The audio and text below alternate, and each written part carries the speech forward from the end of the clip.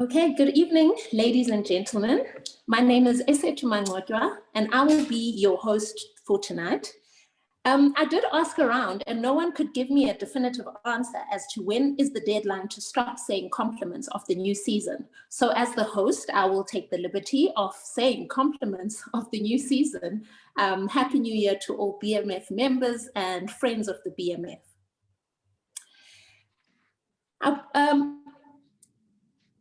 Thank you to our loyal participants for joining us, and thank you to any new participants who have joined us this evening as we dissect and analyze last night's State of the Nation address.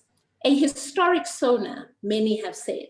The question is really whether it is historic in content or it was only historic in terms of the format, it being the first hybrid State of the Nation address where there were only 50 members of parliament and guests in the House and everybody else had joined virtually. This was, of course, to observe the COVID-19 protocols. So I guess the question is really, was it historic in what the president had to say, or was it just historic in terms of the COVID-19 protocols? So yesterday's rather solemn pre-speech ceremony started with a beautiful and moving poem by Sipokazi Jonas, followed by a candle lighting ceremony and a moment of silence to remember the more than 47,000 people and South Africans who have lost their battle with COVID-19. And as the BMF, we kindly ask that we too take a moment to remember and honor the South Africans that we have lost. Thank you very much. So the president began by outlining the top 4 priorities for 2021. These were defeating the coronavirus pandemic, accelerating economic reforms, implementation of economic reforms to create sustainable jobs and create inclusive growth. And the 4th one was to fight corruption and strengthen the state that has been weakened.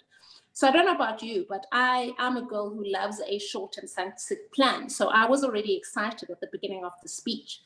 In addition to this, he sort of outlined the priorities of the economic reconstruction plan that was outlined 4 months ago, and he sort of tried to give a progress report on that.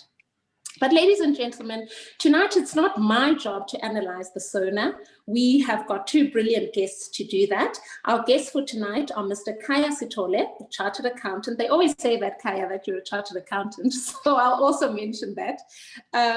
An activist, hard-hitting columnist, check out his columns this Sunday in all the papers, and a famous political analyst.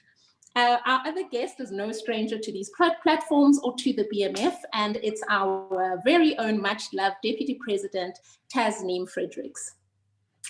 So before I asked Mr. Sithole to come in, I was reading a few pre-SONA comments about what South African citizens, what their sentiments were before the speech. And I would like both Tasneem and Khaya to weigh in on whether South Africans got what they wanted to hear and also what they didn't want to hear.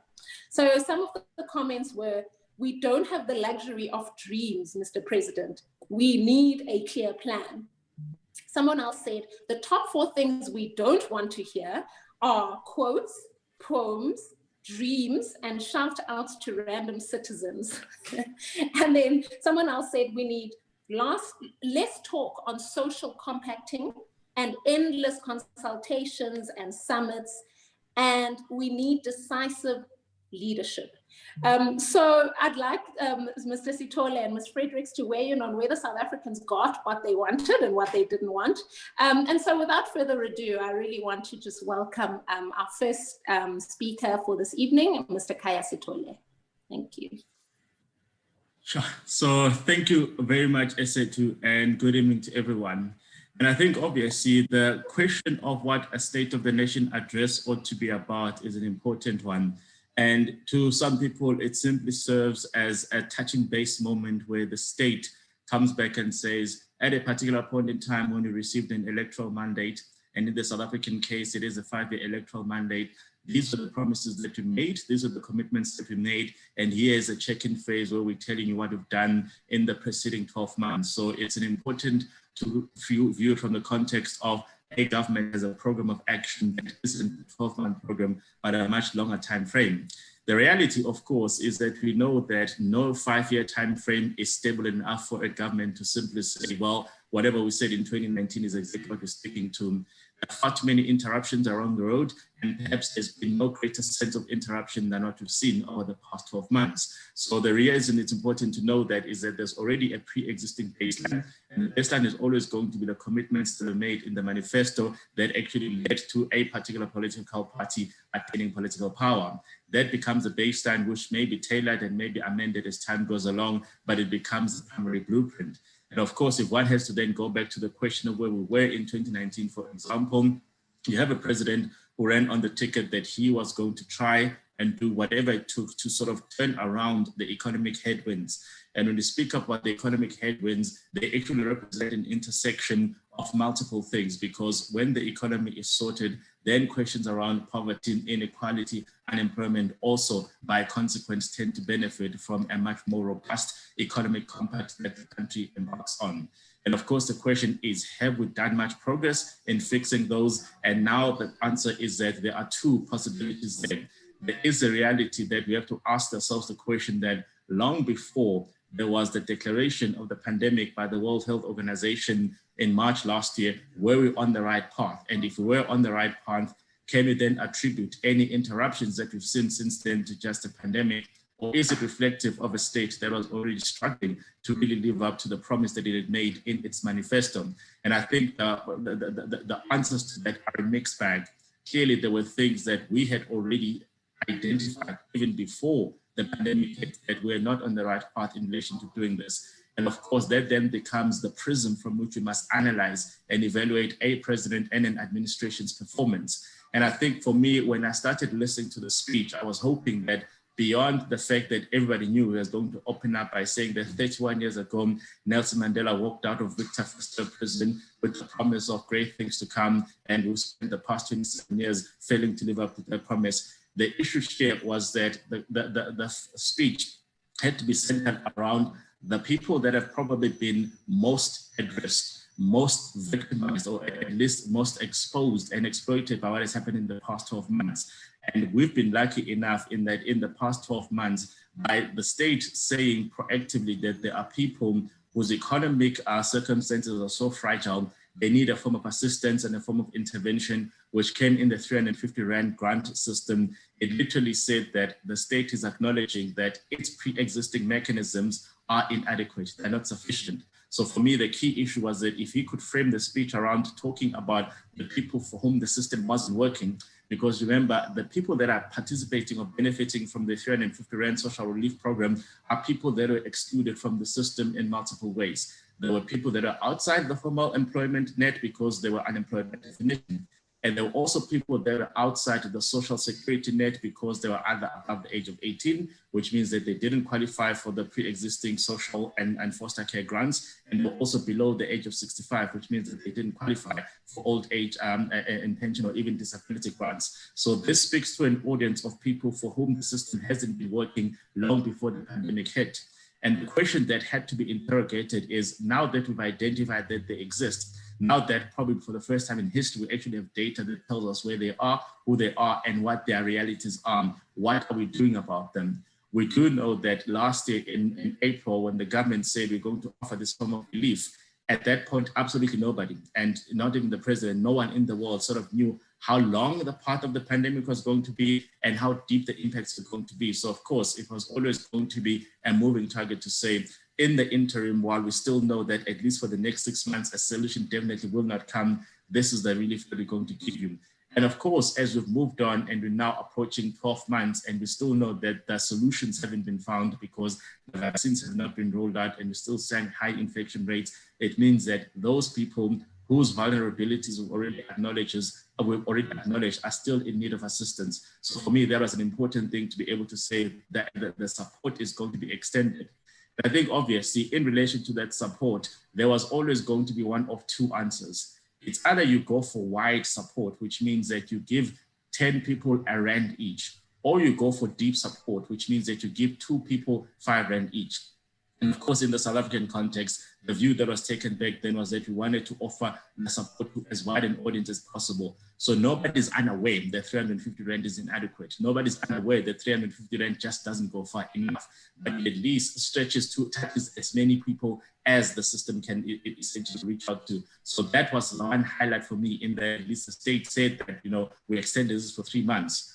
What was missing, however, even in relation to that conversation, is that there was a disconnect that I saw between what the ANC had said in its pronouncements throughout the course of last year, and even in its January 8 engagement, which was to say that now that we've had access to this data, now that we know that these individuals are indeed vulnerable, and more importantly, now that we know that the economy isn't going to turn around anytime soon, let us revisit that old historic conversation of the question of the basic income grant. So of course, the issue here is that if you've now offered what is essentially a form of an income grant to people whose economic prospects are quite simply very fragile, why would you then stop it at any particular point in time? And the question that I would have posed to the government would say, well, surely the basis for you stopping the 350 rand support that you're giving to Tasneem and Kayam is because you found out one of a couple of things. It's either this person is now transitioning into a world of work, which means that they've got a job. It's either this person was 64 years old yesterday, but they're now 65, so they qualify for, you know, the traditional or a pension system. So the question has to be asked is, when you then cut off this support, on what basis do you actually articulate that? Because the reality here is that over the past 6 to 12 months, this is the likelihood that this person has become accustomed to. This is the only reason they've been able to buy a loaf of bread. So it's always important to then ask a very deep and a very difficult question of, at the point of cutting or ending that system, what happens next? Because they are still the citizens that the government is fully accountable for. So I do think that over the next couple of weeks and over the next couple of months, we're going to have to start interrogating the question of, well, does it make sense for us to stop at this stage? And I think the other critical thing, the criticism that has been put before was the fact that if you extend relief measures of this kind, you're actually creating a culture of dependency, in that people are simply going to stop looking for it altogether because, you know, the government is going to feed them. I find that remarkably offensive, because I haven't met anyone who says that 350 rand is the reason I'm not looking for it, because 350 rand is good enough. It isn't enough for anyone. So the idea that it creates a dependency is actually, it needs to be contextualized in the South African landscape, because for me, the 350 rand has represented a couple of additional individuals who are now able to buy the type of data that then says, I saw a post on Twitter that says that somebody's hiring somewhere. Let me send a CV. Let me sort of, you know, try and make something happen. So the 350 rand isn't creating a culture of dependency, but it's creating a culture of opportunity, at least from the people that I've been fortunate enough to engage with. Of course, everybody's always going to come up with a story that when they went to their tavern last week, some guy who usually wasn't able to go to the tavern is now able to come to the tavern because of 350 rand. That's fine, but that's not, in my view, a reflection of what South African society is all about. So that's an important thing.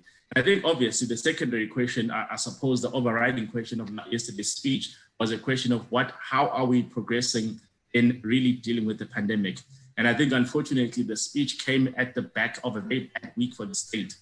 And why it was a bad week for the state is, I think, the fiasco around the question of the AstraZeneca vaccines is a monumental embarrassment and a monumental setback for the entire program, because we do know that far too many people across the world have been very skeptical around the question of whether the virus even existed, and perhaps none more than Donald Trump himself. We do know that a lot of people have been saying that even the vaccine itself, the impending vaccine rollout, is part of a bigger agenda to, I don't know, insert chips into people's bodies for Bill Gates to control what we're doing. So we do know that there are people who are skeptical. And of course, if you then end up as a government that says, okay, we are going to come up with this particular solution, and to then completely bungle it at the very first instance by firstly coming and saying that you've bought something that expires in the short term, and secondly, you bought something that is ineffective in relation to what you're trying to solve, it actually moved many more people from what you may call perhaps the middle to then saying, actually, we're not going to be the guinea pigs of whatever experiment this is, because you've just told us this thing is expiring, for example. So even in the messaging of how that was communicated, I think government's got a lot of own goals. And I think what that does is that it sets us back as society, because there's now going to be people who legitimately say that on the basis of what I've heard, on the basis of what you guys have done, I'm not comfortable being in the front line of taking this vaccine. I'd rather wait until I see how it translates to everyone else. The problem with that is that it then delays the recovery process for the country at large, because the program that has been put in place, the phased rollout, is on the understanding that in order for us to be able to say everybody can go back to work, for example, we're not saying no one's going to get infected, but we're saying that should anyone get infected, we shouldn't then have to experience a backlog in the healthcare system where a person goes to a clinic and it turns out that half the healthcare workers have been laid off because they themselves are sick. So the whole point of saying that let us fix the healthcare system, let us inoculate the healthcare system, is to acknowledge that when we do open up, there are going to be infections, but we need to be able to say when we go to hospitals, for example, then we do not have a human capital bottleneck because healthcare workers themselves are affected. So now we are then entering into unfortunate territory where the question of the individual rights versus the national directive have to be dealt with. So what happens in a particular community where the majority of the healthcare workers have listened to the evidence and they've seen what has happened, and then they opt out and say, we do not want to be at the front line of an experiment, because now it's starting to feel like an experiment rather than a cure. So you may end up with a situation where people who would have otherwise signed up for this solution are now saying it's actually too experimental, we're not taking it, because now it doesn't solve the problem of, well, how do we then open up an economy when healthcare workers are still saying, actually, we're not sure ourselves. So I really think that it came on the back of a very bad week for the state at large. And I think also then the question that the president keeps running away from is the question of where the money is going to come from in order to finance all of this. Because what we all know is that the reason we're at the back of the queue in relation to vaccines is really a question of finance, because the countries that have been able to put themselves at the front of the queue are countries that have been able to say, well, how much will it cost for us to actually get the vaccine today rather than tomorrow? And they've been willing to pay the premium that is necessary. So I think countries like Israel, for example, have paid significantly more than what the true price is, because they simply say, we want to get it out of the way and do it. Countries like Canada have acquired vaccines that are actually 5 times the size of their entire population. So we cannot run away from the fact that one of the reasons we are so far behind the queue is because of the question of finances. So for the president to not talk about that particular issue was for me an error in judgment, because I think for us to have to wait for the finance minister to speak about it in 2 weeks' time, it simply means that we're going to hope that between his tweeting tendencies, he actually has a plan on how we're going to get access to vaccines. And sometimes he leaves me very worried about where his priorities lie, particularly when you see how active he is in relation to social media rather than dealing with the country's national crisis. I think just the last point I'd like to raise at this stage is obviously the question of the anti-corruption drive. And I think the Ramaphosa ticket has always been very big on the anti-corruption drive, even when from the time in 2017 when he was trying to put himself in a position to be president of the country. And I think obviously, as I said yesterday, this was his 5th State of the Nation address. And at some point in time, it becomes a Ramaphosa legacy, it becomes a Ramaphosa administration. He will soon enough lose the ability to reflect back, or at least look back at history as a basis for why things have or have not been done. In all the instances where he has said there are problems that need to be resolved, in all the spaces of the law enforcement that he picked up in 2018 in his inaugural speech and said, these are the things that I needed to fix. We've given him free rein, we've given him latitude to put whoever he wanted as the head of the National Prosecuting Authority. We've given him whoever he wanted at the head of SARS, for example. So he's been given the space and the latitude to put together the type of foot soldiers that he said he needed in order to make things happen.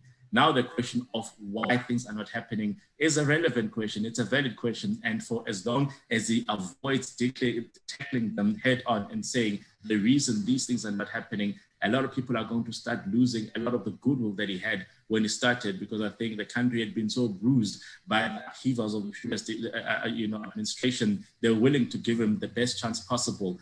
But from where we are, 5 State of the Nation addresses later, and not a single high-profile looting politician behind jail, I think it's fast running out of that goodwill runway.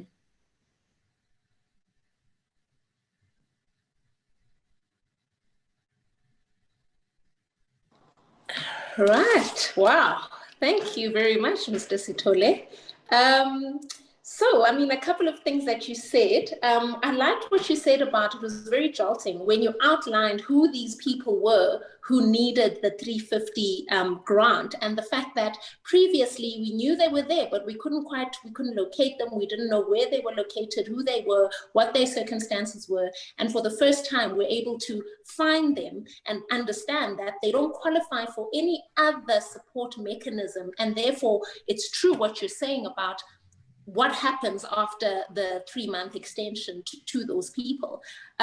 Again, on the flip side, one would say, given the constraints that we're facing as a country, I mean, even as you highlighted, one of the main reasons why we're at the back of the queue with the vaccines is our financial constraints and the constraints on the fiscus. So whilst we're saying we need a basic income grant, once again, those priorities need to be balanced. And our man from Mahubas Kloof needs to cook less pilchard and maybe tell us how, he's going to balance these priorities. Mr. Sithole, and maybe let me put this to the DP who's coming in next, and I think we'll pick it up again in the question and answer session. But DP, I don't know if you were planning to. I don't wanna I don't want to put you on the spot. Yes, that's the English term. But Mr. Sithole didn't touch on two key issues. The one is ESCOM, where the president, I think he mentioned something saying ESCOM is on track, or he said ESCOM is making substantial progress. Now, I was just sitting thinking, they suspended load shedding just in time for the SONA. We were in the dark like a few hours ago, and yet you're telling us about the substantial progress that ESCOM made. I wasn't sure about that. And then the other thing that Kaya didn't touch on, DP, I don't know if you were going to touch on it or if we can talk about it in the question and answer session, is around, wait for it, yet another anti-corruption advisory council, to tackle corruption. Yet, as Kaya has mentioned, the president has been given the latitude to appoint fit-for-purpose foot soldiers in all of the existing law enforcement agencies and systems, and yet he has literally now just established another advisory council to deal with corruption. I'm not so sure. DP, we're looking forward to hear your reflections next. Thank you. Thanks, Isetu. So, for me, South Africa's burning. It's not a felt fire. I think we must acknowledge that. So what the president spoke to was about resilience, being able to recover. So, if we were not ready before COVID, if we were not ready in 2019 with infrastructure programs, if we didn't have things in place with corruption and infrastructure and education, if we didn't have that going further back, maybe 2018 even, then to say that we must burn in order to come out fresh is actually, it's not going to work. Because if we were not ready before COVID, then we certainly not going to be ready going forward. So for me, it touches on what Kaya said about the trust deficit. And if we don't think for ourselves, are we just going to blindly follow and watch SONA after SONA after SONA? And you had asked of South Africans. And I think as South Africans, we kind of not comfortable, but we're used to not getting what we want because we're not a nation where we actually hold government accountable. I think that government, we treat them like celebrities. And, last night's low-key SONA event is something that, only cost 100,000 Rand as opposed to what it normally costs in other years. So I think it's important that we look at those kind of aspects. But more importantly, I'm not an economist, but I can tell you that as an SMME, as a woman-owned and led business, certainly since the president made the announcement on Women's Day last year about the 40% procurement set aside for Black woman-owned businesses, I mean, I'm 6 months and I'm still in the dark. And this is not because of ESCOM that is going to work as a Black woman. I don't know. We seem to be getting very little detail around implementation. we certainly are finding traction at a very slow pace in terms of all the previous promises made or utterances made in the 2019 SONA. So I think for me, I'm going to just, on the ESCOM issue, Isetu, as BMF, we had said, we were not happy with the ESCOM appointment because it was a white male. Despite our resistance, the director stayed in the position, and certainly one can't ascribe all the failures in ESCOM to him, but I mean, of this new messiah that was delivered to us. So I think, yes, definitely, Kai. I mean, we get told that, the president's going to assemble his own, team of people that are capable of doing it, regardless of, whether it speaks to transformation, whether it speaks to affirmative action. He's going to get that dream team. And yet, when we look at it, the dream team is still not delivering. So that's an issue. I think on the corruption front, we need to be very, very realistic. And on service delivery, I mean, it took the president from June last year to only sign something on performance. I think it's called the ministerial performance agreements was only signed in October last year. So also, there's constantly this to that specific deliverable item that you promised them to latch onto the AG's report in terms of how municipalities have fared. I mean, I think 7 or 8% got a clean audit. Now, you talk about this vaccine rollout, that's going to be very robust and it sounds very positive, and we're all embracing it and pinning all our hopes because we need this. It's a priority item for the president. He puts the rollout of the vaccine and the eradication of the pandemic ahead of the economy. So he's saying, and rightfully so, we need to save lives. 45,000 people is not a joke. We need to save lives first, but in saving lives, we need the vaccine rolled out a specific way. And what we're going to do is we're going to continue giving non-performing provinces the authority and autonomy to not deliver. I mean, these are provinces who have historical, well-documented failures.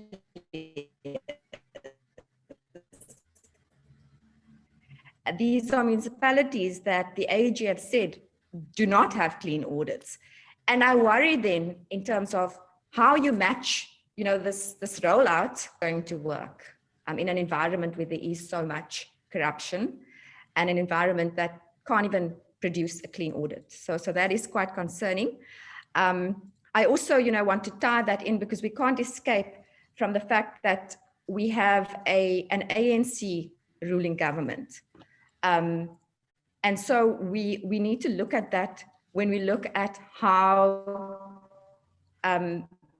corruption is enabled. And if we look at how, in some instances, there's this non-professional environment that state entities operate in. And I mean, the bottom line is that we need to eradicate this culture of cadre deployment. It's something that, if the person doesn't have a skill and can't do the job, it's one thing doing cadre deployment when you are deploying people who can actually do the job. But, we are already in a situation where we think about these things because, we look at the situation in America. We look at this Trumpian era where family was employed to be advisors. I mean, America just doesn't know the term cadre deployment, but that was nepotism to the nth degree. And I think we need to learn from that, and we need to say to ourselves that we need to hold government to account.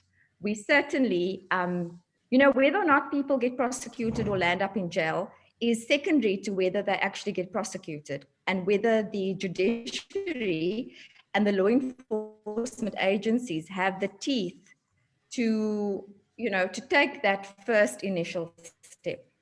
And as long as we call ourselves a democracy, we need to we need to lobby for that kind of action on an unemotional basis, and in a way that speaks to the law-abidingness of a society.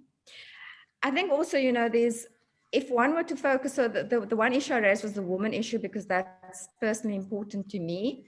Another issue is also SMME, because as BMF, we have an SMME desk. So we can't, we can't kind of overlook that plight. We can't say, well, SMMEs don't matter.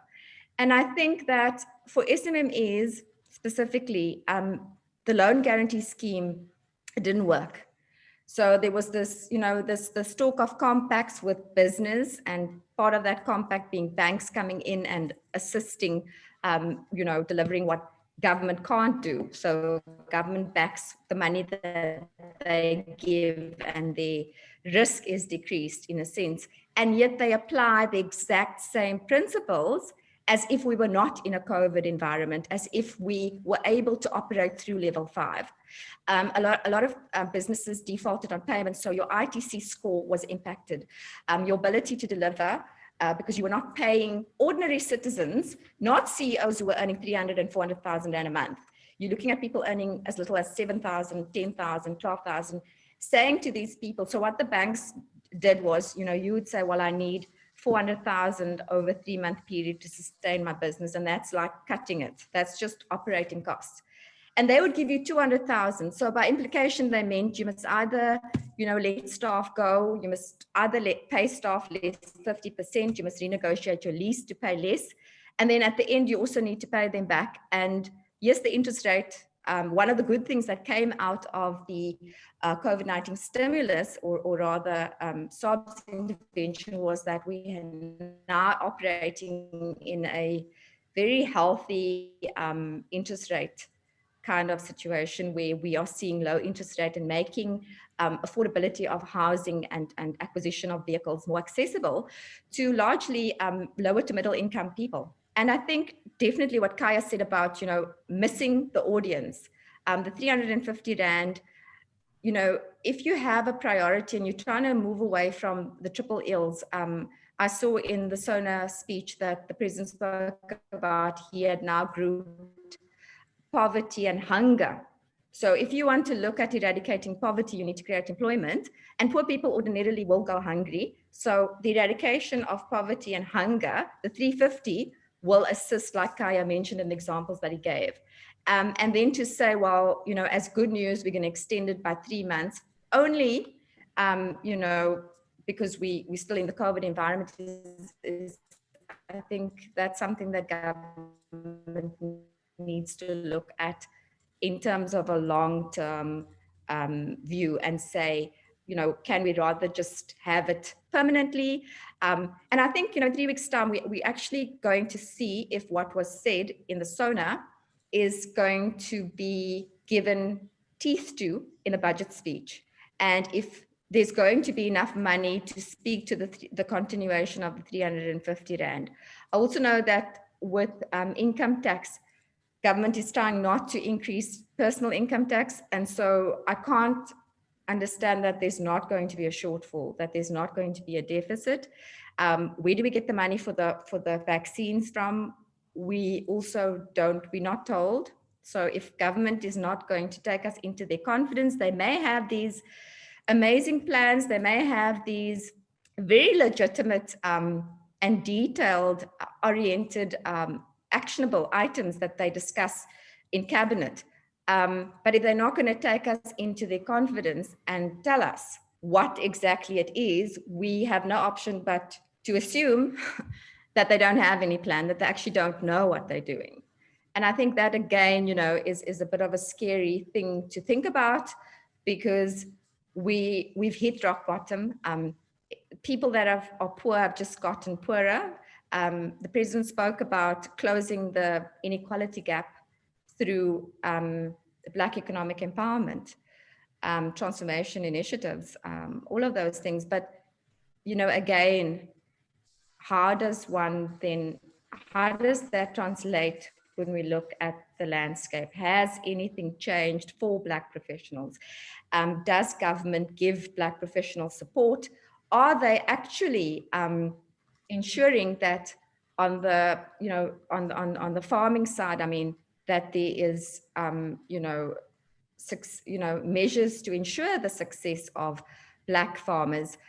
When the president speaks, is he speaking to us as Black people, or is he, when he says South Africans have produced more than 1 million chickens a week, who are those South Africans that are producing 1 million chickens a week? Is it the white farmers, or is it the Black farmers? So, we need to ensure that we constantly, tear into this information that we're given, so that we ensure that the agenda of transformation, the agenda of empowering Black people in the country, so that we can close this inequality, does get reached. It can't be that it can be anybody, because everybody eats chicken and everybody needs food. So we don't have time.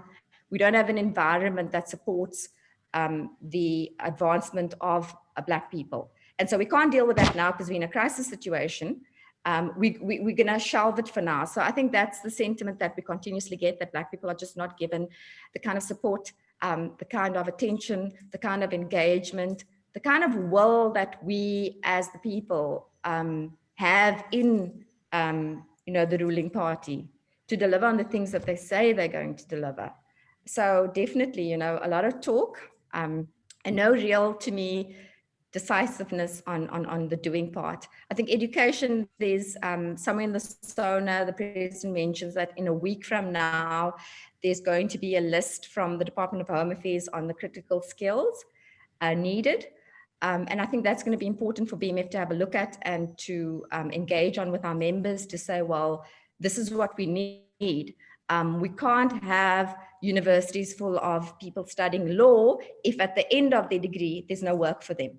But if they study X, Y, Z, then, there definitely will be work for them. So I think it's, those kind of conversations is the kind of thing that's good, because now at least we now have some direction in that field. In 2019, the president said, there was going to be this huge kind of investment in early childhood development, and that every 10-year-old will be able to read with understanding. And I find just that the only consistency with the SONA speeches is the fact that they will always be inconsistent. That, barring the fact that 5 years, I agree, is a short time to really make, to meet those deadlines and to do the things that you want to do. But if you keep changing your roadmap, then you're certainly not going to get there any faster. You're going to keep changing directions, then you're actually going to end up on the same spot, in my mind.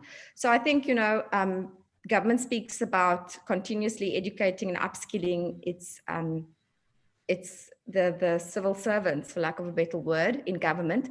But I'm saying, why are we not employing Black professionals who are certainly able to learn on the job quickly, that have the academic credentials? And this is not to say we don't have that critical mass of Black graduates who can definitely do the job.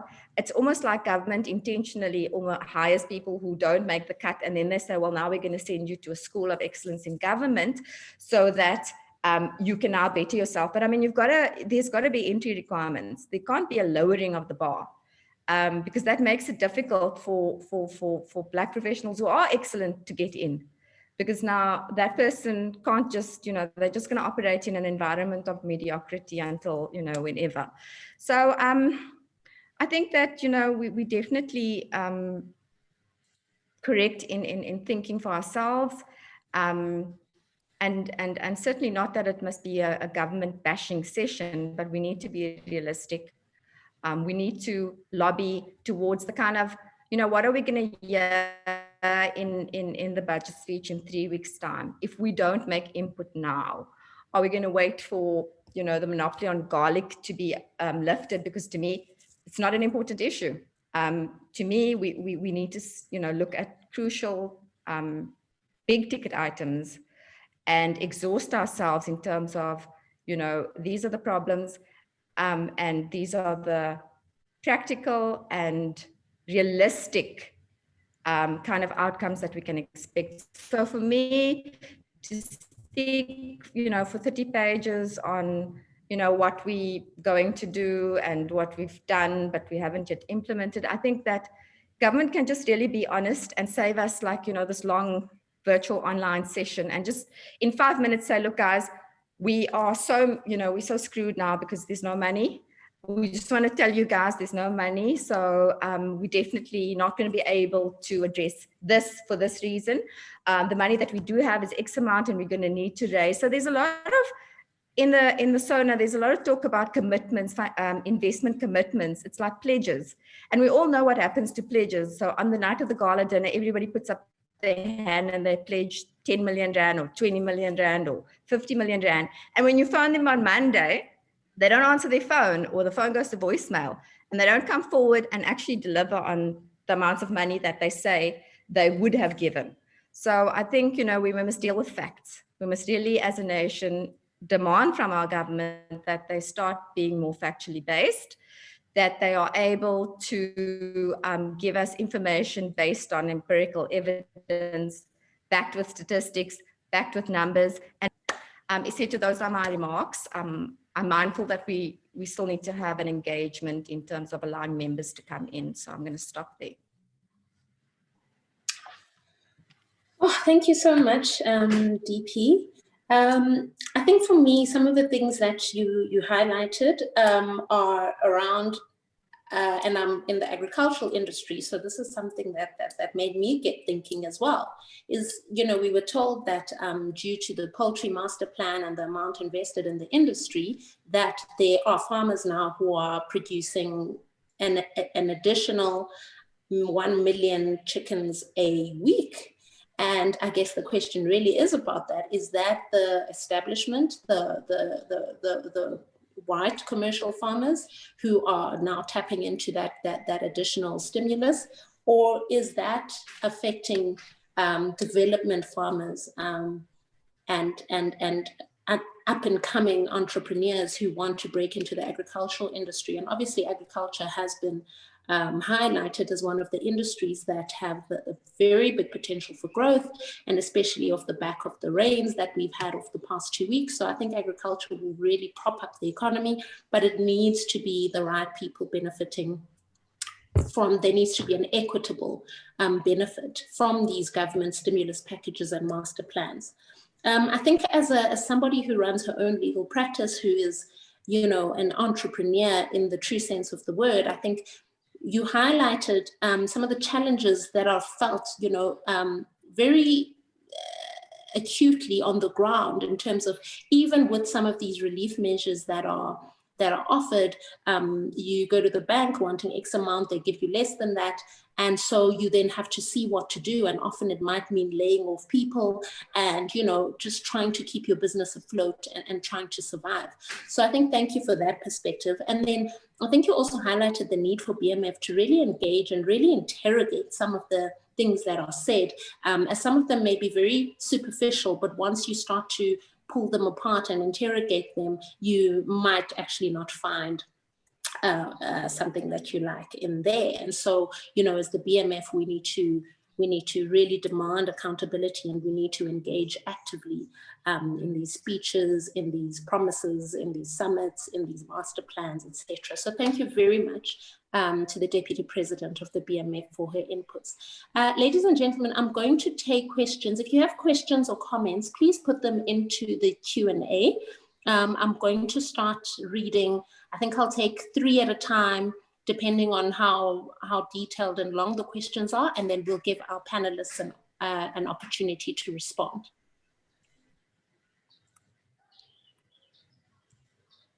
Right, okay, we've got Namhlas Kweyiya saying the rise of agencies, commissions, bodies is of great concern, especially for a state that claims to be bankrupt.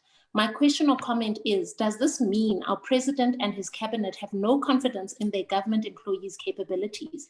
If this is the case, why are they still in office? Surely these bodies, commissions, and agencies are just burdening an already overstretched economy. BMF should be challenging these decisions. Next, we've got Mohammed Gumede, who says, just a thought, and something that I was trying to hear a bit more about from the president was around 2 points. 1, ESCOM unbundling and the status thereof, and 2, SAA, what's the way forward? How should the president tackle these issues How should the president have tackled these issues in his address, or is he just passing the baton to Tito? And then the last one before I ask the panelists to give their reflections, if we do not use government departments of health provinces, how else can we roll out the vaccines? All right, Kaya, Tasneem, you can just take them in any order, thanks. I'll go first. I think obviously in relation to the question of the rise of agencies, the commissions that the president seems to be a big fan of, we must watch or at least warn against the rise of the parallel state that has limited accountability. And a parallel state that has limited accountability really does emerge when the government of the day knows what the law sort of mandates it to do, but is uncomfortable with the type of results that it's getting from applying its collective leadership mind to the facts as they are. So what you then do is that you then create all these other structures that are going to go and investigate and interrogate an issue whose answers are probably already known. And during that time, you are able to buy yourself the breathing space to then say, okay, the reason we haven't implemented this particular decision, the reason we haven't actually followed up on this particular issue is because you've got someone else looking into it. What is beautiful and what is unique about all these structures is that they're actually not part of the state. They just mushroom as parallel, structures to the state itself, which means that whenever they come up with conclusions, whenever they come up with recommendations, the state is under absolutely no obligation or no compulsion whatsoever to actually take them into account. But what it does is that it plays into the political optics game, which makes us believe that the state is actually doing something, while in reality, actually nothing is happening. So you'd have seen, I think last year, this same president actually put together another council that was supposed to look into SOEs. Now, the moment that happened, I then spoke to some of the people that had agreed to be part of the council. And then I said, what on earth do you think you are doing? Because this work was actually done in 2012 under the Zuma administration, and I've got the report. So if you're not aware that the report exists, here it is. Victoria Pierre actually has her signature on the report. She goes through an entire assessment of what our state-owned enterprises do, where they are, and she makes very, very cogent recommendations on what needs to be done in order for the state to say, this is what we're doing with state-owned enterprises. The president of today is not unaware of the existence of that report. The members of this council are not unaware of the existence of the report, but the whole point was not to do another exercise altogether, was to simply say, let's delay the political decision-making process. And I think for me, that tends to be the type of thing that you see administrations doing when they are uncomfortable with the decisions that they need to take. And I think also, if you remember, it was exactly 3 years ago when the president and the finance minister then said, look, the era of bailouts to state enterprises is over. Whenever a state-owned enterprise says they need any form of assistance, we are going to only do it on the condition that they appoint a chief restructuring officer who's going to explain to us how these funds are going to be utilized differently compared to what has happened before. That meant that in the case of ESCOM, in the case of SAA, in the case of Denel, in the case of Alexcom, in fact, the entire list of enterprises that fall within, the portfolio of Minister Pravin Gordhan, quite ironically, all of them had to appoint chief restructuring officers because they're all in dire states. And yet 3 years down the line, nothing has been said about those. In fact, after it had been said, after the government had said, these are the rules of engagement, this is the only basis for us extending a bailout, they just did it anyway in relation to ESCOM. Now we are seeing that when instances like that happen, it means that you cannot really trust the state to live up to the commitments that it makes. So similarly, at the SABC situation, it's a very difficult and a very delicate situation. And the board has said, this is what we need to do. If you don't want us to do this, you simply need to give us the funding that enables us to pursue an alternative course of action. But because the state is so cornered in relation to fiscal priorities, they're happy to talk about the optics of saying, you must not retrench, you must not do this. But when these boards go behind the scenes, because most of these instances, we never see this, we only see the visible parts where people are screaming and being hysterical. But the type of work that these professionals do behind the scenes, trying to explain to government that, look, if you say this is what needs to be done, this is the cost of doing it. So I actually follow a lot of the parliamentary, deliberations closely, where the board of the SABC had been very clear that these are the options. If you don't want a single person to be fired, here's what it's going to cost you. If you don't want this to be done, here's what's going to cost you.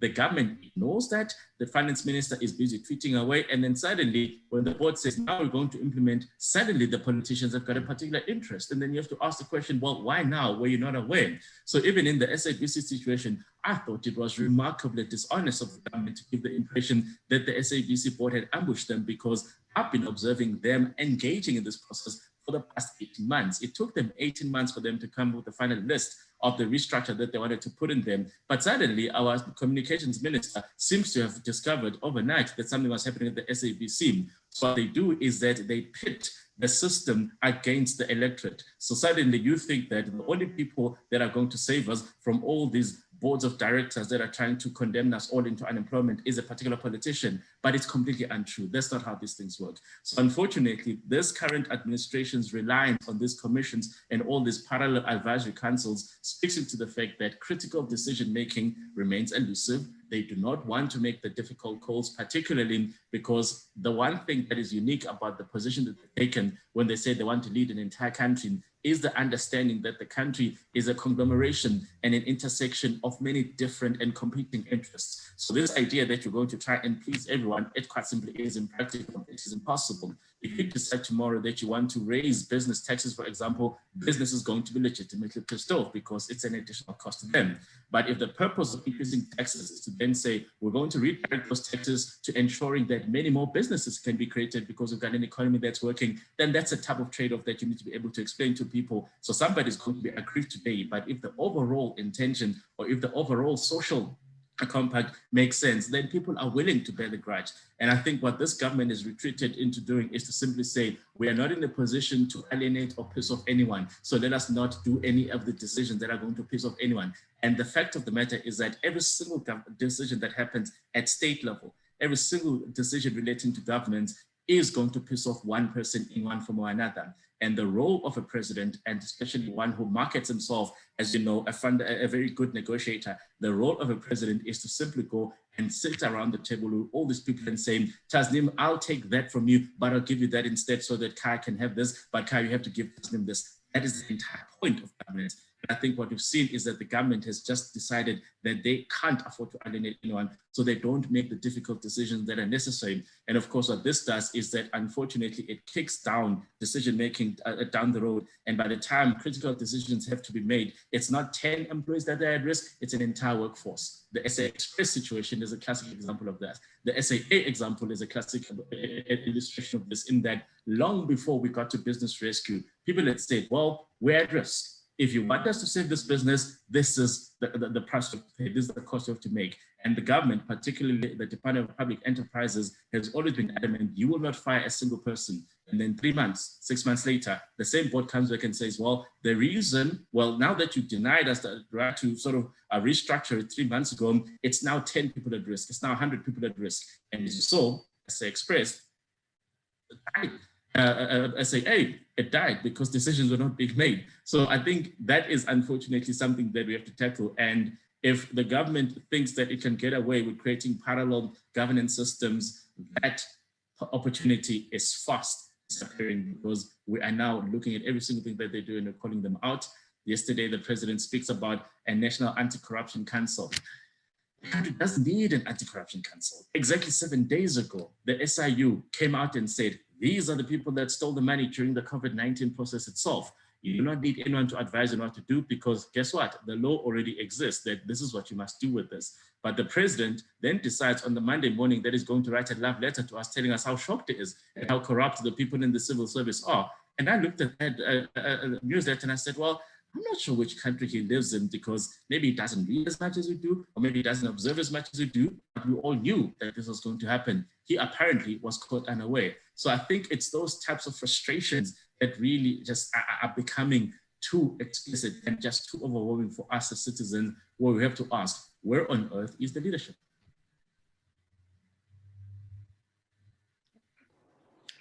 Thank you very much. DP, would you like to weigh in, or should we take another round of questions? Mine is short. So I think for me, it speaks to the unhealthy practice that we have of cadre deployment. So we almost create agencies so that we can deploy people there so that they can make money. that kind of thing. And also, I think we can't ignore the deep factionalization within the ANC that's really tearing apart the functionality of South Africa. This deep factionalization where you actually have to set up an agency to do what you want them to do, because the existing people are wanting to go right and you wanting to go left.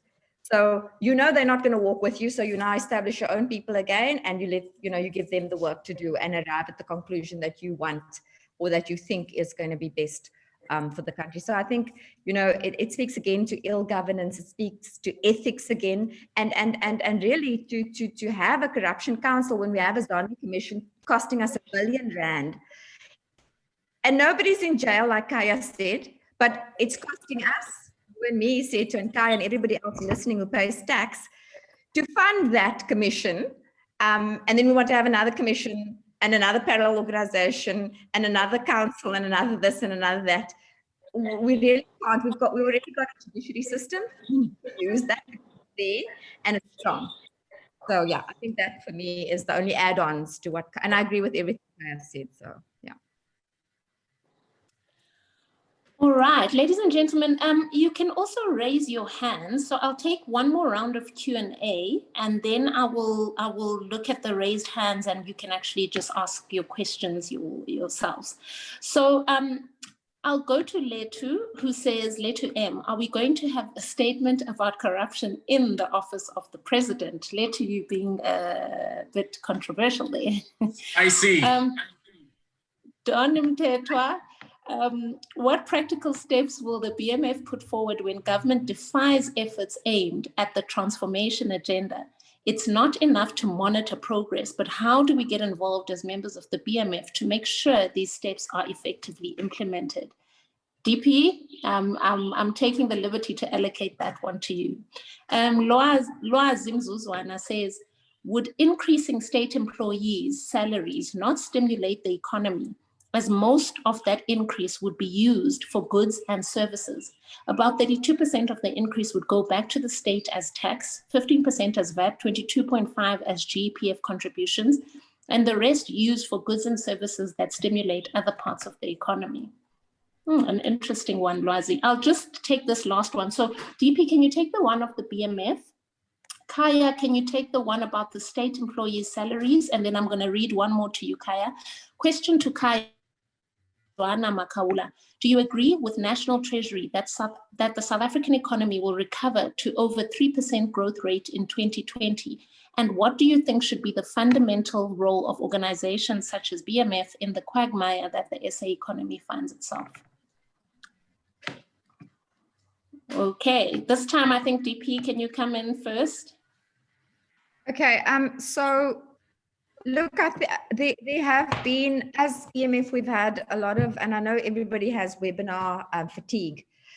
We've had a whole range of webinars on several different bills that are out there. So we have made input from national into various pieces of legislation that in itself takes time to implement. It goes through National Council of Provinces. Kaya can speak more to how Parliament actually sits in the committees that, and how the cabinet eventually gets the promulgation of the bill into an act.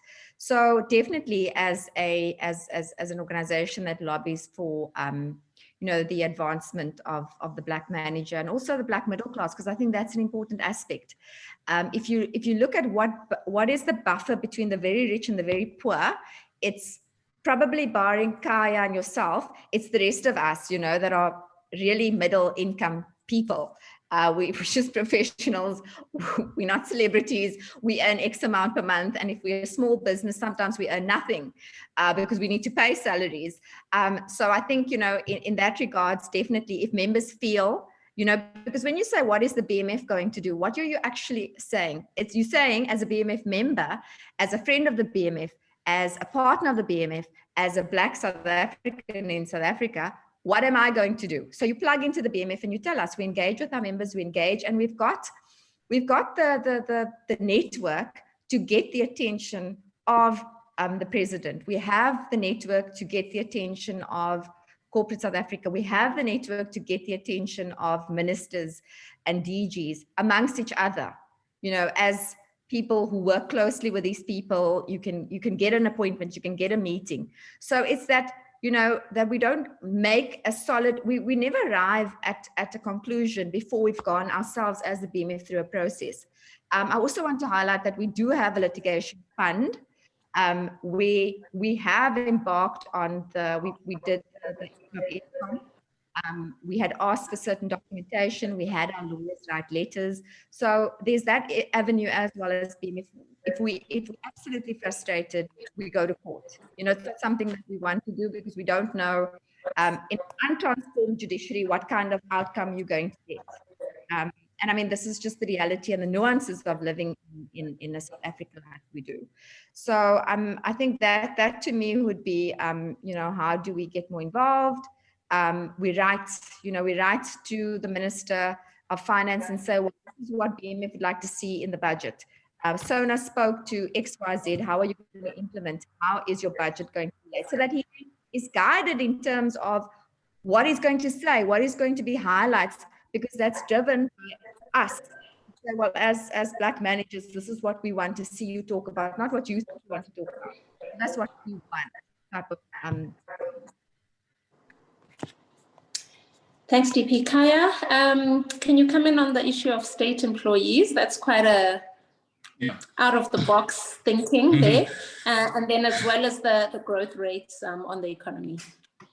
So I think the issue of state employees and whether if paying them more is going to become the great economic stimulator is actually an intersection of multiple variables. So for example, if you are going to give an increase to a state employee who's already at the director general level, for example, they probably already can afford the full range of products that they want to be buying on a daily basis. They probably already sort of, you know, have sorted out their own domestic or socioeconomic circumstances. So that additional income doesn't necessarily translate into additional injection of economic activity. They probably just park it or save it, which means that the impact that you have by increasing that person's salary by R1 isn't an R1 injection into the economy. So it really depends at which level you're sort of making that particular injection. You may find that people that are probably lower down in the income scale, that additional amount of money is probably the difference between them renting a house and them acquiring a property. So of course, then the impact on the economy is much greater,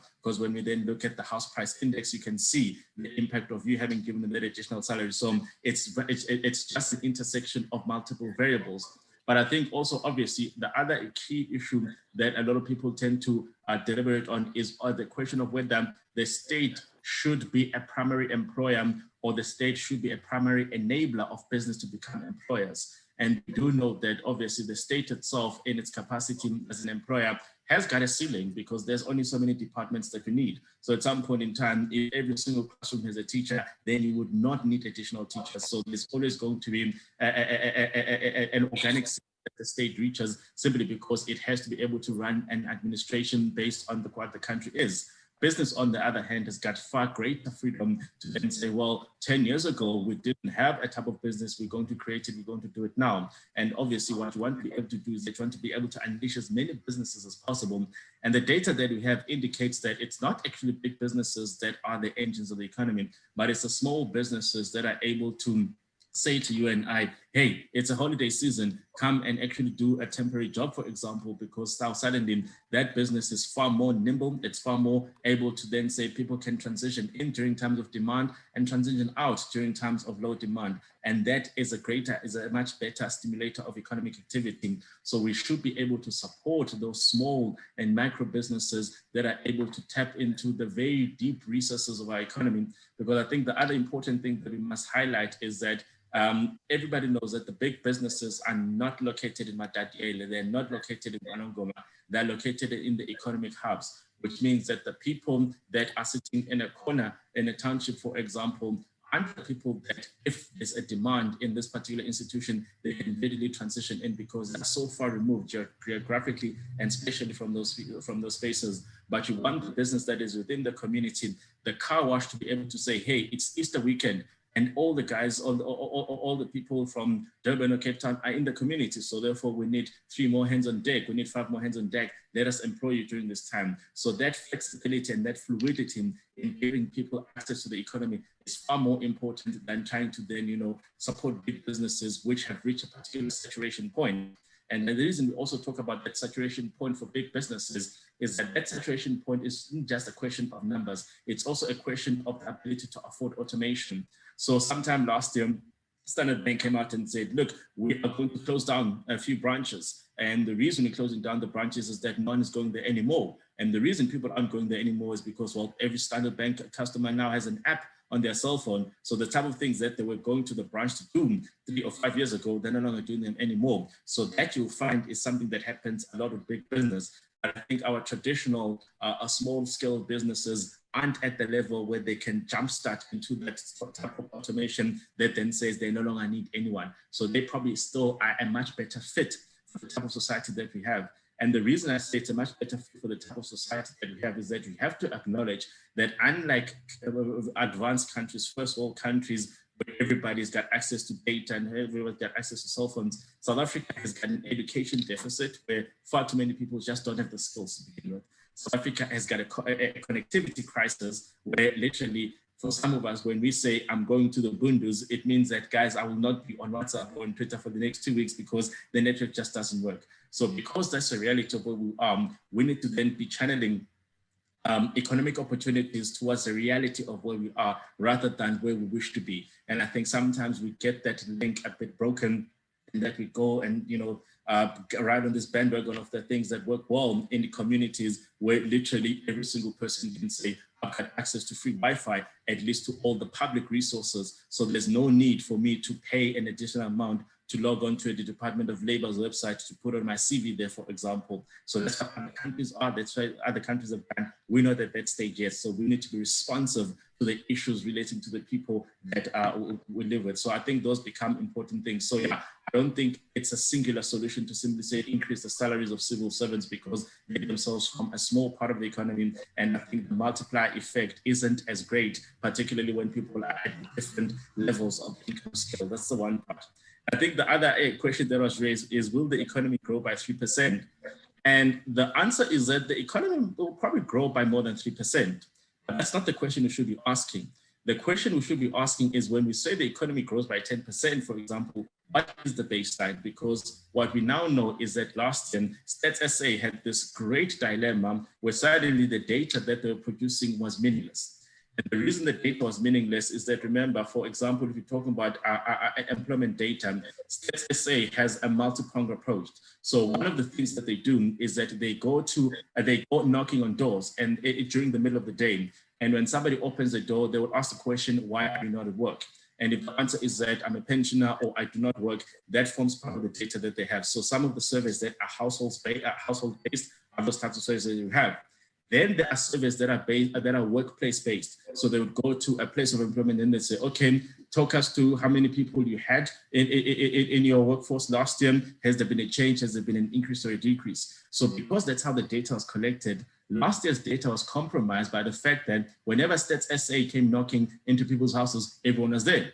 And when Stats SA went to workplaces, no one was there. So we had this extraordinary situation where people are saying, well, actually, unemployment is down. And we say, well, no, unemployment is not down. It's because the questions that we use to capture the unemployment question had remained static. They hadn't responded to the fact that we're living in unique circumstances. So what Stats SA produced was meaningless data. So now when we talk about the economic growth, we have to be able to say, well, actually, if the economy declined or contracted by 10% last year. So you move, let's say, for example, you move from 100 and you move to 90. Your baseline is 90. If you then say that baseline grows by 10%, you actually then move from 90 to 99.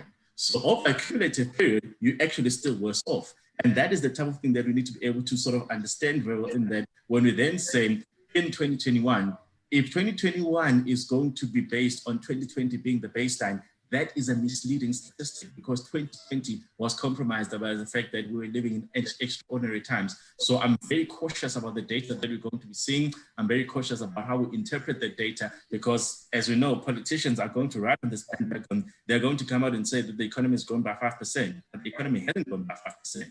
2 years ago, you had 100 people employed, 10 people lost their jobs. That was a 10% decline. There's a 10% increase now. Only 9 of those people are getting back into the job market, which still means that on a net effect, you have an unemployment crisis. Oh, that's very true, Kay. I mean, I remember, I think it was reporting of third or fourth quarter unemployment figures, and all of a sudden unemployment had plummeted, and it was shocking. And I think one of the explanations that I read somewhere was that it's because that they look at it as a percentage of those who are actively looking for jobs. And because people were no longer actively looking for jobs, the denominator shrank. And so somehow unemployment had dropped. And I must be honest, I never quite got my mind around that. So I agree with you when you say it depends on the questions you're asking. It depends on the measures and you know, the way that you're calculating these things. And you need to take context into account. Otherwise, you're going to get arbitrary results. I'm going to take a question from Papama Mwandi. So can the support team please let him in? But before that, somebody on the chat group, on the Q&A, asked about the NDP, whether we're still on track to reach the goals of the NDP of 2030. Look, I sometimes think we forget about the NDP, and then somebody somewhere, when they're in a corner, remember, oh yes, according to the NDP. Is the NDP even still a thing? Is it relevant? Is it, I mean, really, yeah, I don't know what to say about the NDP, but the question was, do you think we're still on track to meet the goals of the NDP? Support, please let Papama in the meantime. Thanks. Good luck, Tasneem. There's your question. Oh, I think it's similar to the sustainable goals, you know, in terms of reaching, you know, eradicating poverty. Those sustainable goals are not going to be reached by 2030 either, but does that mean you shouldn't have goals? So I think the NDP is a blueprint. At one BMF conference, I remember quite distinctly, and I won't mention names because those who were at the conference will remember that there was a political party who said that the NDP isn't worth the paper that it's printed on. You know, it's a rubbish document. You shouldn't actually, in terms of deliverables. So, you know, for me, it's just, yeah, we do forget about the NDP. And because the president didn't mention anything about the NDP, I think that was the missing element. You know, you should have at least said, and guys, we're not on track with the NDP, but don't worry, we're not going to, you know, we're just going to extend it by another 20 years because it was unrealistic to have expected to have reached that goal by, you know, 2020. I mean, obviously, this COVID happened in 2020. So now, this notion and this habit of now every time you don't succeed and you fail, you say, yeah, but COVID happened. You know, at some point you need to say, but had COVID not happened, you still would not have achieved it. Everything can't be measured against COVID. So COVID was a disruptor, but that didn't mean that you couldn't, you know, I always say chew gum and walk. Why can't you do two things at the same time? And so, yeah, look, that's my, it's rather embarrassing really that the NDP was just not mentioned. It should have featured somewhere to say, look, we're not going to make it. We're either going to extend it, or maybe government's idea is to totally follow a new development plan. Again, we don't know. So let's allow government to make comments on it. Perhaps they know. Thanks, DP, for your reflections on the infamous NDP. Papama, can you come in, please, and ask your question? Thanks, SA2, and thank you, DP, and greetings to everyone this evening. Perhaps I should point my question at Kaya because nguye umuntu wasemzini. Yeah. I think I want to pivot from the NDP question. And really my question is about, so recently I think the NPC, they did a review of the NDP a decade later or something to that effect. And one of the recurring sentiments, and it didn't begin with that particular discussion, is that the private sector in South Africa has been on an investment strike. And if you want to take it further, you can read the 31-pager from the Thabo Mbeki Foundation. And so the first question to Kaya is, is it true that the private sector in South Africa is on an investment strike? Do you believe that? The second question linked to that is, can what is happening in South Africa today be characterized as a policy strike? Because if you base the argument from the Thabo Mbeki document, you get the sense that we have the NDP, which everyone has agreed it's not worth the paper that it's written on. And you've got the EERP or whatever it's called that government has put forward. And then you've got the NEDLAC document that's come from private business. And then you've got the Mark Swilling and Tabi Seng Moleko document as well. So the question is really, do we have a roadmap to start off with? And then is the private sector on an investment strike? And which one should worry us the most, Kaya? Is it the fact that we've got an NDP that's not worth the paper it's written on, or is it should be the fact that we actually don't even have a roadmap?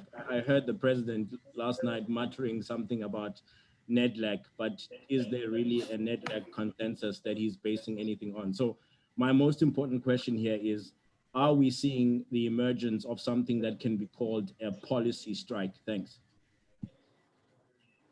Okay. Is it only taking one, or is there another one?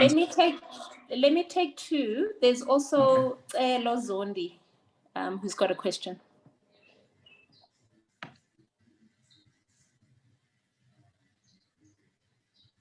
Hello? Am I audible? Yes. Yes, you are. Okay, I would like to. Okay, the first question I'd like to direct it to Putkara. And it's in conjunction with the previous question. I'm also touching on the national economic policies. Now, throughout the years, from RDP to GIA to NDP, I mean, it's always been a similar trend. And for me, why mostly it doesn't work is because we never really see these national economic policies manifesting themselves as grassroots economic development. And so now, moving forward, how can we then ensure that if we then say we're adopting this national economic policy, how do we now ensure that even the ward councillors, the mayors are able to then implement the objectives of this of our national economic policies? My second question goes to the Deputy President regarding the litigation fund. So what is the plan? Because lately people have been saying that the BE deals that were done in the past are now being reversed. And so now transformation is also now declining. So now how do we then use the litigation fund to fight this? Also, considering that the Employment Equity Act, the BE, they don't have any tools of evaluation, for instance, for instance, targets, and say by the end of the next 3 years we should be here. If we're not here, then these are the punitive measures. How do you now ensure that? Because for me, transformation is supposed to be radical. It's not supposed to be taking us about what, 27 years. Thank you.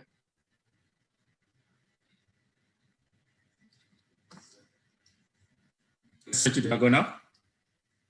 Yes, you can, Kaya. Thanks. Yes. Okay. So there's the theory of the country's investment strike is something that, a lot of academics have deliberated on. I know the University of Johannesburg has done a bit of work in this, and they did sort of identify that there was clearly a lot of idle capital that was sitting on corporate balance sheets. And they sort of characterize it as an investment strike. But my departure point with that is that I do feel that the country suffers from an investment paralysis rather than a strike, because a strike seems to sort of like be a proactive action to say we're not going to do this in spite of the conditions that actually enable us to do so. But rather, my characterization of it is that we have an investment paralysis that is really linked to the fact that far too many entities that say they want to invest always have to deliberate on the single question of, well, what is the policy environment, what's the policy climate, and will this prevail throughout our investment horizon? And when we talk about an investment horizon, it should be, it simply means that if I want to, put up a plant, for example, or start a mine, I need to be able to say that for the duration of that project, these are what the rules are going to be, and I'm happy to invest with those rules being the basis of the basis for engagement. Unfortunately, in a state where the rules are fluid, unfortunately, in a state where a minister can issue a directive that then changes significant regulations that then suddenly impact on the business case that you had presented to your board of directors the day before, it becomes difficult for them to then say, we're going to do it again. So the investment paralysis is really a question of, do people, when they say, what exactly does this picture look like? What's the law for the next 3 months, for the next 3 years, and for the next 30 years? And is that law going to remain consistent? And in the South African context, we have far too many instances of the laws being far too fluid for people to sort of know what the rules of engagement are. So as long as that remains the case, a lot of people are going to legitimately say, I am not going to take somebody else's money and put it into this economy when I cannot answer the day after what happened when the rules get changed. So I think we do suffer from an investment paralysis first and foremost. And if you want to understand the extent of this investment paralysis, this month, actually, MTN is suing the government. They are suing the government because the government for the past 6 to 7 years been going on about the fact that we're going to release spectrum. And companies like MTN, Vodacom, and Telkom have been saying, okay, we need this in order for us to be able to make connectivity cheaper for the country at large, and everyone's going to benefit. And yet, for some remarkable, inexplicable reason, the government simply just doesn't want to make that happen. They keep threatening to do it. They keep threatening to auction it. Even President Cyril Ramaphosa, in all of his State of the Nation addresses, he keeps saying that it's going to happen. He knows very well that his cabinet has no intention of making it happen. So imagine being a business like MTN that really looks at the long term and says, this is what we're going to invest in. For you to be forced to actually sue the state to ask the simple question of what are the actual laws of the country, that is the type of thing that invites the investment paralysis. Similarly, yesterday, the president spoke about the fact that actually he's going to change the national the Electricity Regulation Act, I think it's Section 2, which is then going to enable you and I that say, look, we have a plan, we have a mine that we're running. We cannot afford to get 43 minutes advance notice from Eskom saying that we are going to plunge into stage 3 load shedding, because when they give us 10 minutes notice, there are people that are 6 kilometers underground that need to be able to be moved back up. So we cannot operate with the risk of that nature. So because Eskom doesn't know how to really deal with the electricity generation, enable us to actually do it ourselves. So this has been the ongoing debate where a lot of big businesses are saying, look, if Eskom is struggling to provide electricity for everyone, fine. We are happy to get off the grid as long as we have the ability or the allowance to actually to create our own electricity infrastructure. But guess what? The law makes that illegal. So yesterday, the president says, okay, fine. We're now going to change the law so that instead of allowing you to do 1 megawatt, which is a pointless exercise, I think they said they're moving it to 50. I think it's 50 or 500, whatever the number is. But that was the commitment that was only made yesterday. The problem with that commitment is that as soon as that thing that sounded very good, sounded like finally you understand, the president then ventured into the terrain of the impossible, because guess what? He said it's going to happen in this financial year. The government's financial year ends in 6 weeks' time. We know he's not going to do it. It's impossible for him to do it because he hasn't even come out with the blueprint or the roadmap of saying, okay, fine, this is how we're going to change the law and this is what the impact is. This is the consultation we're going to do at the National Council of Provinces if it's a bill that affects National Council of Provinces, and this is the consultation we're going to do at National Assembly before we get it passed into law. So even though it was a well-intended statement, the fact that he then sort of interspersed it with the impossible that we all know his government just doesn't have the capacity to do anything within a matter of weeks means that a lot of people that heard that yesterday know very well that in June, when winter hits and Eskom plunges out into level 5 load shedding again, they still won't be able to generate their own electricity, which means that they'll say, we can't run our factory, we can't send people 6 kilometers down underground when Eskom is going to switch off the lights in the next 10 minutes, because as you saw in the Lily mine disaster a few years ago, once there is a mining disaster, it becomes very difficult for people to actually recover from it. Oh, thanks, Kaya. DP, before you come in, I just want to make a few reflections on what Kaya has said. And when you speak about the fluid laws and the rules that get changed, and it's normally called policy uncertainty. And I think the mining charter definitely comes to mind, because I haven't kept up to date, but I'm definitely sure that has not been completed and signed. And that also brings about so much uncertainty. And then I like your phrasing of an investment strike, because it's, I've also bought into this investment strike kind of rhetoric. And I think you bring a different angle to say it's more of a paralysis. It's not that there's this third force where private sector is deliberately trying to sabotage the country by not investing, but rather that they are absolutely hamstrung by the fluidity of the policy environment.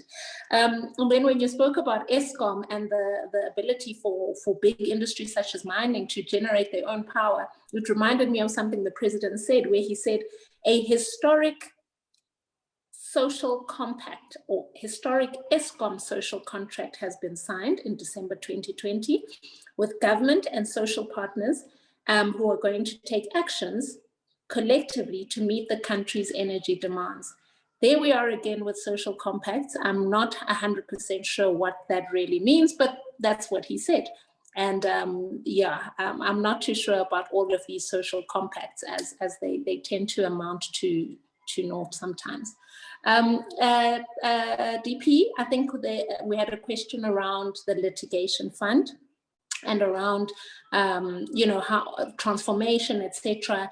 And I think one thing that's been scary before you come in, DP, has been about the likes of AfriForums, Solidarity, etc., civil society organizations challenging a lot of BEE laws and regulations. And by doing that, and you're a lawyer, DP, so you'll definitely be able to weigh in and educate us. But they are almost setting new precedents or precedences. And it does feel like some of the gains made in terms of BEE law, employment equity, etc., are being reversed. And those things are actually being set down in law. And so, I think you're quite the appropriate person to weigh in on that, DP, please. Thanks. Yeah, so let me just say that there isn't a perception that is universal. If you look at the CEE report that gets released every year in October, it shows us there's a reversal. It shows us that even government is employing white males. So that is empirical evidence that, gets fed into the Commission on Employment Equity, and that is how they arrive at this report. If you look at the Jack Hammer report, similarly, it's not white people that are migrating, because there's this perception that when you are white, you're not going to get a job, you're threatened, you have no future in this country. And what the Jack Hammer report's shown in the last one was that there's actually a bigger percentage of Black professionals that are migrating, because they are finding that there's a lack of opportunity and they are seeking a better life. So, that is, it's a very difficult and painful thing to really kind of wrap your head around, because that should really not be the situation. So just to get back to the question from the member, so the litigation fund was named in a ceremony in Limpopo. It is known as the George Nagota Litigation Fund. And if you go onto our website, you'll see that we actually asked for a donation. And the reason we asked for a donation is because litigation is so costly. I mean, if anyone saw, Twitter and the latest, I think it's in this week, the 8th to the 12th, the controversial former minister, Gigaba, had to appear, and he actually appealed to the commission to ask them to assist him. So it's the 8th, 9th, 10th, 11th, for 5 days, he wanted R1 million. So if you look at the cost of litigation, I mean, that's actually how much it costs. And I, unfortunately, do mainly property law, and there's a regulated tariff. So I don't make R1 million a week. And if I did, I'd be giving at least half of that to the George Nagota Litigation Fund. So I think what we must really look at is the positioning of this litigation fund and why it was established. And so for members who want a deeper insight, I would implore that they actually visit the website and read up about it. But I can encapsulate what the fund was meant to do. But so the view is that litigation must be the last resolve. It must be the last step. There must have been robust engagement preceding litigation. Even if it's one letter to say, you know, meet with us on this date, because if you don't, we're going to issue summons. It must precede, there must be something that precedes litigation. It can't come out of nowhere. And the reason for that is that the courts are not really inclined to interfere in the contractual relationship of private parties. You know, even if the parties are the state versus a person that was dismissed or whatever, and this labor courts as well. So, I mean, we have this myriad of other organizations or other entities like the Commission on Employment Equity that are supposed to be monitoring these things. But if they don't, from a BMF point of view, what is it that we want to position ourselves with? And there I'd like to say that the purpose of the fund, the litigation fund, is really to develop a strategy, you know, and to hold public interest companies liable, whether it be through, I think that we don't give enough credence to social and ethics committees. This is it's like the orphan committee in every single company. It's the committee that meets the least. And it's the committee that doesn't have a transformation plan that speaks to timeline, doesn't speak to success planning. So as the BMF, we're constantly finding ourselves knocking on the doors of CEOs after they've already employed, you know, Jan van Riebeck's great-grandchild, because they did not have a succession plan. And then they say, well, on the market, there isn't any, you know, like Black professionals are these urban legends that only in utopia where there's unicorns. They make it seem as if there's no capable Black professionals that can do the job. And as BMF, we always say to them, look, if there are Black people who don't put their hand up, that's fine. They should. Definitely, if you had embarked, or if you had grown your own person, if you said, I'm going to make him the CEO, and then in the same breath, I'm going to bring his C2 for when she leaves in 3 or 4 years' time, and she will be CEO, and his C2 you bring, you know, so this is constant grooming and mentorship plan. And I mean, yes, people will find alternate employment, but that you always have this stream of people that you're bringing up. So the BMF also wants to position itself as a material stakeholder that should be consulted. So private companies, corporate South Africa, when they know that this is the final year, and even SOEs, when they know that they need a CEO, they should be consulting with us so that we can say, well, why don't you ask Kaya Sitoli? Why don't you ask, you know, Paul Masekis? Why don't you ask Papama? You know, there are people in the BMF that can certainly, you know, do the job. So I think we're dealing with 600 years of colonialism coupled with the effects of apartheid that we still want to get rid of and that we are unable to shirk. And, you know, we're not, even though you say that it's been, and I know we all say it because I even say it makes me good to say it. I say, well, you know, after 27 years, you know, what progress have we seen? But in real terms, I mean, when you consider how many years, you know, apartheid existed, if you consider how many years, I mean, if you look at the 1913 Native Lands Act, if you look at a century of exclusion or just under a century of exclusion from Black African people being allowed to own property, then you can't say that you expect to see outcomes within 27 years. I do hear that, you know, it's got to be, it's got to be, what was the word? It's got to be quick, radical. Radical was the word. It's got to be radical.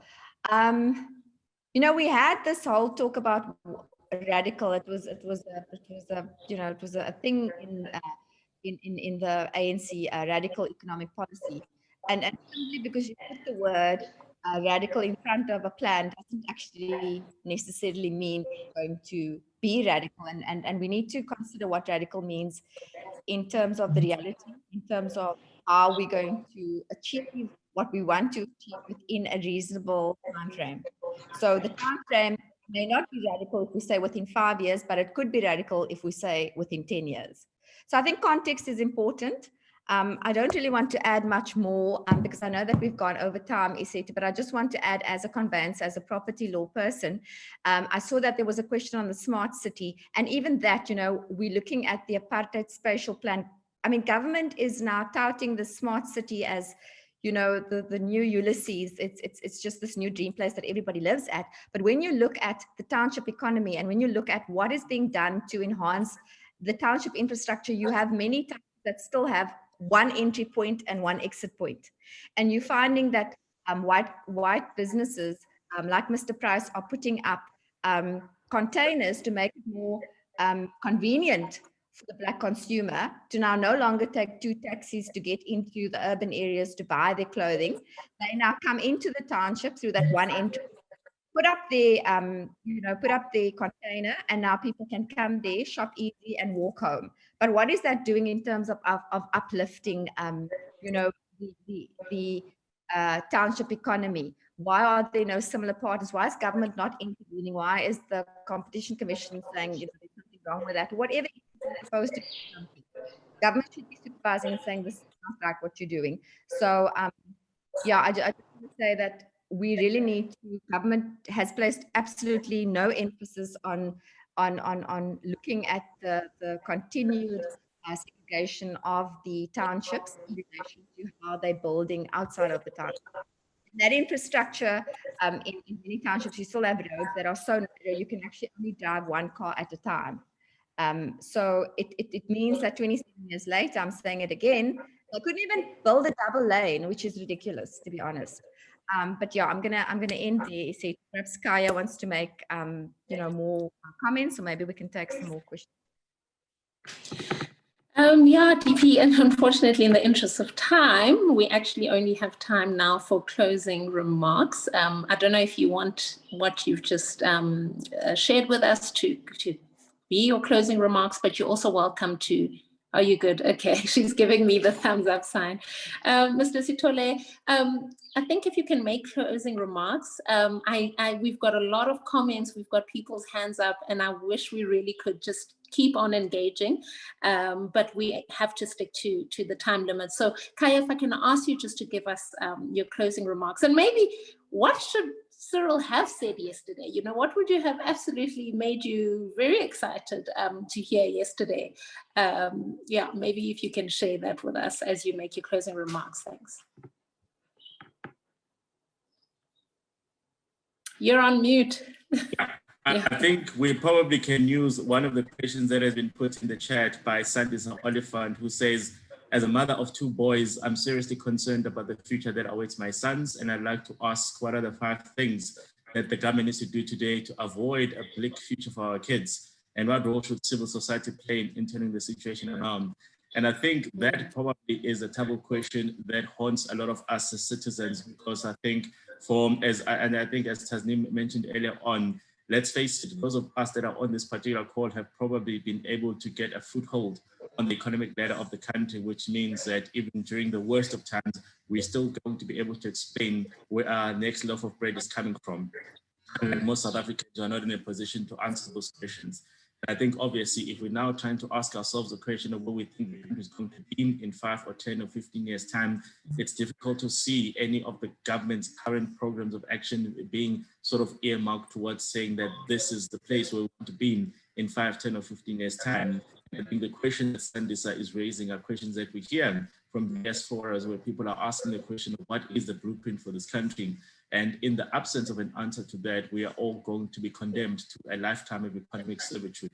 So I would have hoped that at some point in time, the government of the day has the presence of mind to identify the things that transcend politics. And when we speak about the things that transcend politics, it's things that have the ultimate outcome of uplifting citizens of the country, regardless of their political persuasions, regardless of their race and creed.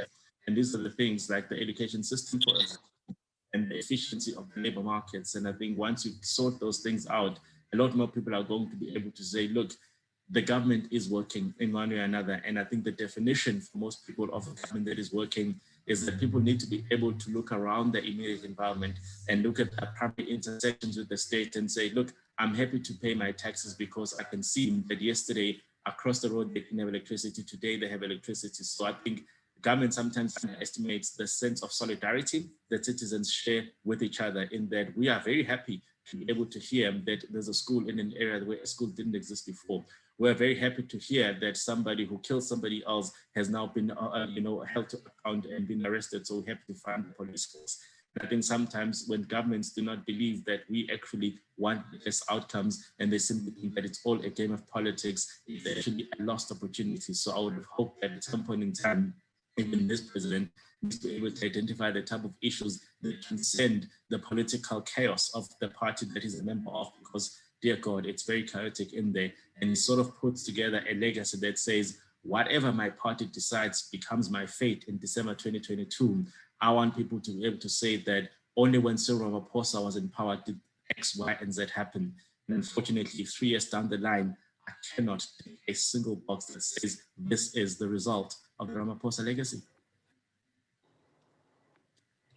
Wow, that was a quite potent parting shots. Kaya, thank you very much for that. Ladies and gentlemen, it has been an absolutely wonderful evening, very engaging, some very tough questions in the Q&A, and some also very heartfelt questions and comments, just like the one Kaya spoke about when he was doing his closing address, and as in, what it boils down to is what kind of future does this country hold for our children? And I think if we all thought like that, especially government officials, perhaps the posture would start to change. It's been an absolute pleasure being your host this evening. This will be available on our YouTube channel. I'd like to thank everybody once again for joining us, for engaging with us. And I'd like to wish you a very good Friday evening and a good weekend further. Thank you very much and good evening.